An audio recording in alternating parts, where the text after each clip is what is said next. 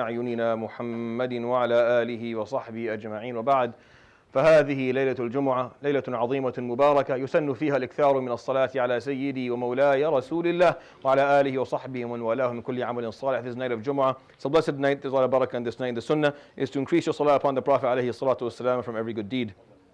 يروي الإمام البخاري في صحيحه عن عبد الله بن مسعود رضي الله عنه قال. The hadith tonight collection Imam Bukhari narrates by Ibn Mas'ud, and the theme for the next maybe 4 weeks before we start preparing for Ramadan, which is coming up very soon, subhanAllah, yani it's the 18th, 19th of February is probably the first day of Ramadan, so we'll start preparing for it, inshallah, at the beginning of February. So in the meantime, I'm going to share a few khawatir about a topic that I don't think I have ever done a series of khawatir upon. That I think is obviously extremely important to cover. And I talk about the relationship we have with our parents, birr al-walidain.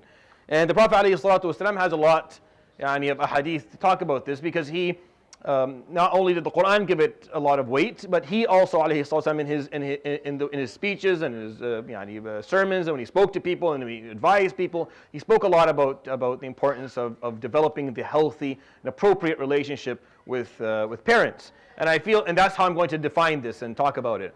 Often we use the term birr al-walidain, and all it is just it's just a weapon. It's just a bat to hit a kid over the head with. It just turns into a no. It's about establishing the appropriate, healthy, and proper relationship with parents as Allah Subhanahu wa Taala commanded us to have it, and understanding the parameters of it, understanding what it means. And this hadith, I'm going to start with this one because I think it's interesting of what Ibn Mas'ud did. Ibn Mas'ud is an extremely inquisitive character, one of the great fuqaha of our ummah.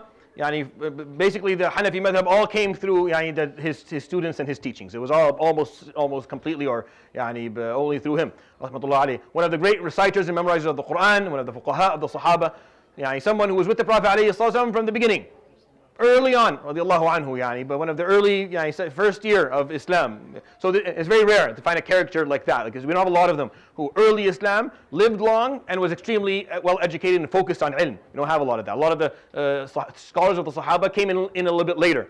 They were later Sahaba. Or if they were early on, they died too early. We lost them, they didn't live long enough to have students. Like Sayyidina Anas was one of the great scholars of the Sahaba who lived a long time. He accepted Islam way late, like he was in Medina anyways, and he was young in Medina to begin with, so he didn't have the same experience that Ibn Mas'ud did. Ibn Mas'ud was there when Abu Jahl was still, and Uqba was trying to kill the Prophet ﷺ with throwing hands. Like he watched that, he was there for it. He was beaten to a pulp almost to death a number of times throughout his life.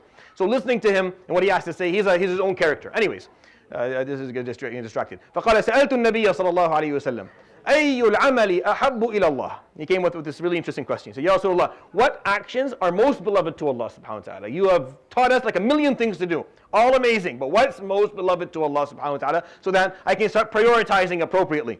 Right? Because that's what we're looking for. When you are studying Islam, you find the amount of good deeds, it can become a little bit confusing if you don't have a good priority list. So he asked the Prophet alayhi salatu wasalam, what's the most beloved action to Allah? فَقَالَ الصَّلَاةُ عَلَى وَقْتِهَا.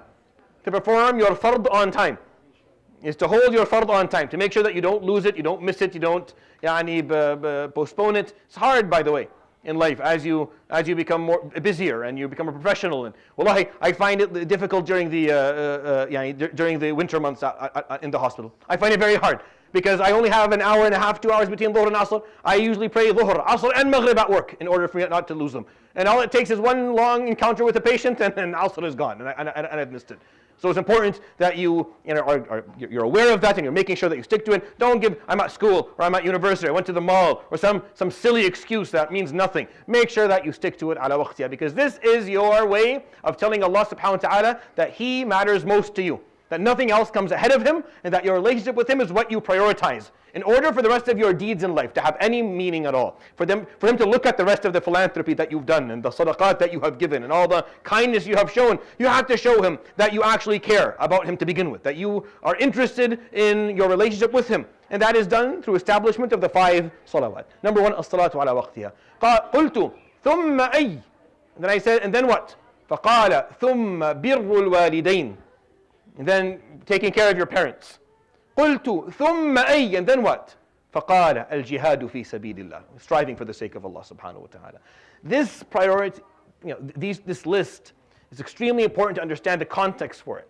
The Prophet ﷺ is telling us, look, al-jihad fi sabilillah is you striving for the sake of Allah within the capacity or the limitations of your capacity, whatever they may be. You're living in a certain place, you are gifted with certain skill sets, you're going to use them to strive for the sake of Allah subhanahu wa ta'ala. In the hospital if you're a doctor, in the school if you're a teacher, in the courts if you're a lawyer, whatever you're doing. In school if you're a student, you are striving for the sake of Allah subhanahu wa ta'ala, and that's everything. That's all Islam is. Dirwatu sinam al-amr, the pinnacle of Islam is jihad. So why is it that he's put two things ahead of it? Because doing that, living your life for the sake of Allah, like defining your life as something that you're doing to serve Allah subhanahu wa ta'ala, in order for it to count, you need two things before it. This is how you understand this hadith.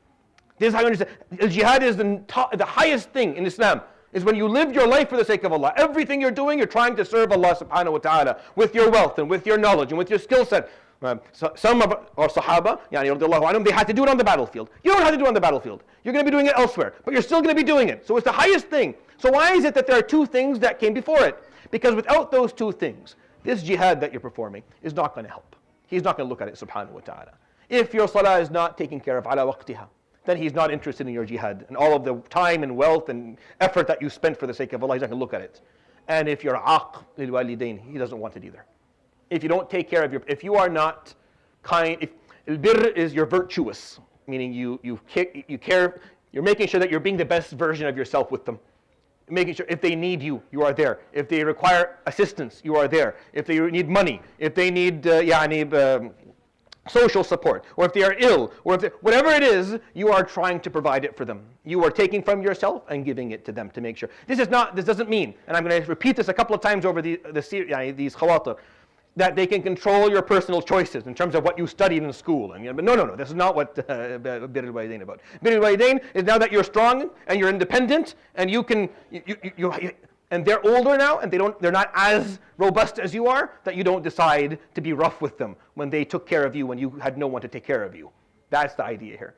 And the reason that the Prophet ﷺ prioritizes salah and then jihad, even though jihad, as far as I know, and that you can ask any scholar this question if you don't trust me, is number one. Why these two first? Because these are like the conditions. Just like your salah without wudu is not accepted, your jihad is not accepted if salatak mish ala waqtaha, if your salah is not done on time and you are not taking care of your parents. And that's the importance of this. This is why this is so important. It's almost like a prerequisite. You want to come to Allah subhanahu wa ta'ala, all your good deeds, Ya Rab, accept from me? All right, let's see. Salla? Ma salla? Salla, okay, good. What about his parents? How is she with her parents? Oh. ولا حول ولا قوة إلا بالله.